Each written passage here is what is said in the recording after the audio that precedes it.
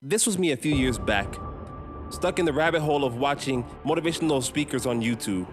I had a dream, and as they spoke, my heart pounded with excitement because I could envision myself working on my goals with this crazy amount of drive and motivation. As they spoke, the harsh truths of being disciplined and getting off my butt and actually doing something, getting to work, it was music to my ears. But all this happened as they spoke. As I finished the videos, I felt energized, but I would quickly find myself grabbing my phone, doing the same time-wasting activities that I usually did before. I never reached the goals that I wanted to reach because of that. One day, as I was self-reflecting, I realized I had the motivation in my heart. I had the burning desire to get these things done. What I lacked was the action. What I lacked was the discipline. So get ready, because today, instead of talking to you about how to stay motivated to learn a language, I'm going to be talking to you about how to stay disciplined to learn a language.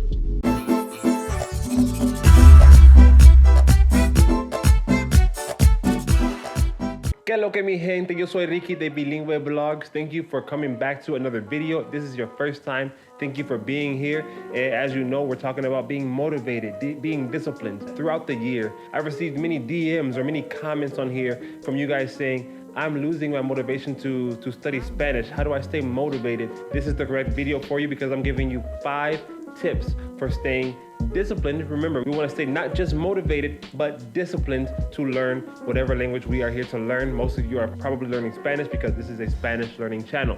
But these rules can be applied to any language. Step number 1 will be that we need to have a why. This why needs to be our driving force. What is your why? Make your why something personal. Make your why something that really matters to you. Make your why something that gets you pumped up, that gets you excited. So that way, when it's time to put in this work, because it does require work, you are ready to do this. This can be for business. This could be for family purposes. This could even be for love. Hey, don't judge my boy, okay? Don't judge my boy. If it works for him, it works for him, okay? Now, after you have your why, I want you to actually physically get a piece of paper out. You can pause the video and do this right now. Get a piece of paper. Write your why down right now. It can be more than one why. You know, if you have family and you also have somebody that you're dating that speaks that language, then that's 2 reasons right there. The more, the better. But they need to be specific. Your why needs to be something that really moves you. If it's not, you might fall off the wagon. Once you have this why written down, you need to read this why in the morning, right before you study, so you can remember why you're doing this. And then also, if you want to throw in an extra read it after you study. It's really essential that you do this, so that way it's always in focus. So put it somewhere where you're gonna see it. If you have a vision board, put it on your vision board. If you wanna put it on your mirror, on a Post-it note, then do that. Whatever works for you, do it, but we need to have a why, and it needs to be visible. It needs to be in the forefront of our minds as we are learning these languages, because that's what's gonna keep us disciplined. That's what's gonna keep us going.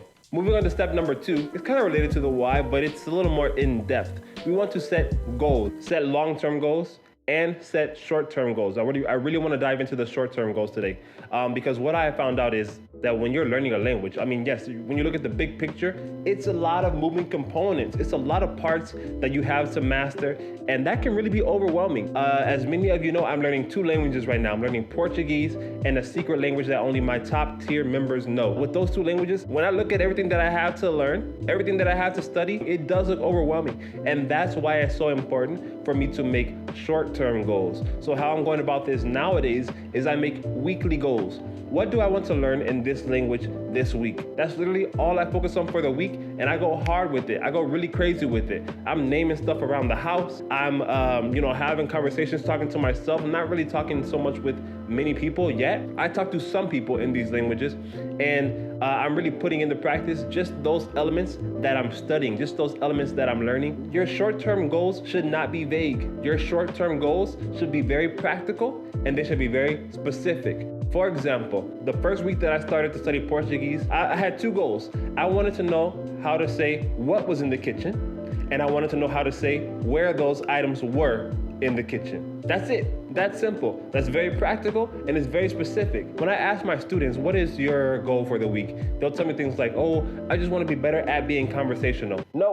No, that's not enough. That's too vague. You have to be more specific in order to get what you want. The more specific you are, the more you can zero in and focus on that skill, and then you can make another one next week. After I learned how to say what was in the kitchen and where it was, I added on there knowing how to talk about colors, knowing how to talk about this dish, that dish, those dishes, right? So, I'm adding on bits and pieces, making my sentences stronger, making my sentences longer by doing these practical weekly goals. And that's what I want you to do as well. So if you have trouble setting goals, sign up for a session with me. I would love to help you out. But yeah, we don't want any vague stuff. We want it to be very specific. And even on top of that, in order to complete those weekly goals, do daily goals. What do you want to accomplish on Monday to get you closer to your weekly goal? Okay, what about Tuesday? What about Wednesday? How are you going to implement what you're learning so that way it becomes second nature to you? Remember, it's more than just looking at a book, right? It's more than just doing exercises on a paper. How are you going to implement it in your daily life so that way it can become a part of how you speak and you can move on to the next level without being confused? So the next thing, this will take you out of your comfort zone, but we're talking about being disciplined, right? We're talking about learning a language and being motivated to do so. If you have eyes on you, it's a lot easier to get something done. So many times in life, I have cheated myself out of situations because I'm like, oh, I can do it tomorrow. And then tomorrow turns into a month from now.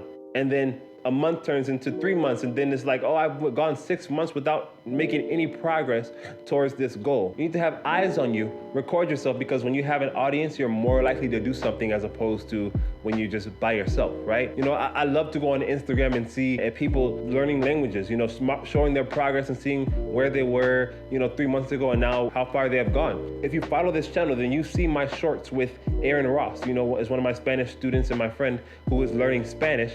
I post her progress all the time. She posts her progress all the time. And this helps to keep her motivated to learn the language, especially when she sees all the lovely comments from you guys saying, oh my gosh, her accent is so good. Oh, I wish I could speak Spanish like her. That stuff pumps her up. So what do you think is going to happen when you start to do that? It's going to pump you up. It's going to get you excited to learn more. So we need to get you recording yourself and sharing your progress with others. It could be social media. It could be friends if you're not a social media person. Whatever way works for you, that's fine. There's not one right answer, but we need to make sure that we're getting this done. Step number 4 would be to find someone or people to hold you accountable.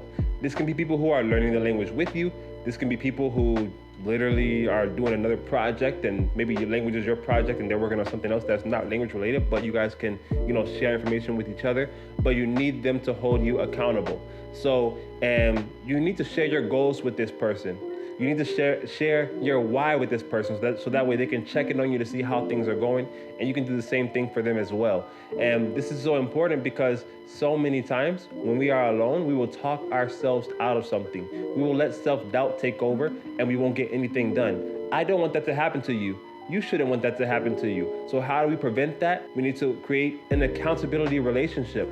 Somebody who is not afraid to keep it real with us, who is not afraid to tell us the harsh truth when we're slacking off. I know so many people who start something, and there's so much fire when they start, and then ask them about it 2 months later and it's like, oh yeah, I'm not doing that anymore. If they had an accountability partner, maybe they would have pushed through when those voices in their head were saying, oh, I can do this tomorrow. I know for me personally, when we're doing a project of this magnitude, because languages, they're not learned overnight. As they say, Rome was not built in one day. Same thing goes for languages. So we need to have that support system. Speaking of community, if you are looking for a community to practice Spanish conversations, starting in January 2023, I am starting the Bilingue Blogs Spanish Conversation classes. This will be classes full of a lot of students. It'll be $15 per student. We'll do this for an hour each session, and we're going to talk about different things. There is a beginner level, there's an intermediate level, and an advanced level. We're going to talk about different things. Everybody's going to participate. We're going to practice our listening comprehension by listening to other people speak, and we're also going to chip in as well and converse, practicing our Spanish. If you're interested in that, then go ahead and sign up for the session right now. I'm excited to work with you. Oh, by the way, this is not necessarily a teaching session, but I will be correcting Spanish at the end of those lessons. Step number 5 would be that we need to enjoy this. We need to enjoy this process. Whatever you find enjoyable, do that to learn the language. Me personally right now, you guys know the app Meetup. I don't have the app or with the website, whatever it is, but I'm going to get that, and I want to start going to Portuguese events to practice my Portuguese, and I'm going to do that also for my other language when it's my week to do that. So that's one way that I'm planning on making it more fun, because believe it or not, I'm pretty introverted, but I know that to learn a language, I need to be a little more extroverted, and I'm gonna go do it, because I really believe in practicing what I preach, right? So I'm gonna do that myself. But in the meantime, right now, I'm really enjoying listening to podcasts when I'm going somewhere, when I'm walking, or if I'm in the car. Watching YouTube videos in Portuguese and listening to bossa nova, kizomba, funk in Brazil, funk brasileiro, and all these different types of things, and also the other type of music that we have in my other language. I'm loving all those things, and that's what really gets me going. But if you're not so much of a social person, maybe you don't like music so much, there are other forms. You can Netflix it up. Get on Netflix, find a movie that's in whatever language you're wanting to learn, or find a movie that's dubbed in that language. Whatever way works for you, you can do it. It's really about whatever interests you. I can't stress that enough. Language learning is only boring if you make it boring. It does not have to be boring. We can really find fun ways to apply this. So at the end of the day, guys, staying disciplined is what we want. I just gave you 5 tips to stay disciplined. What was your favorite?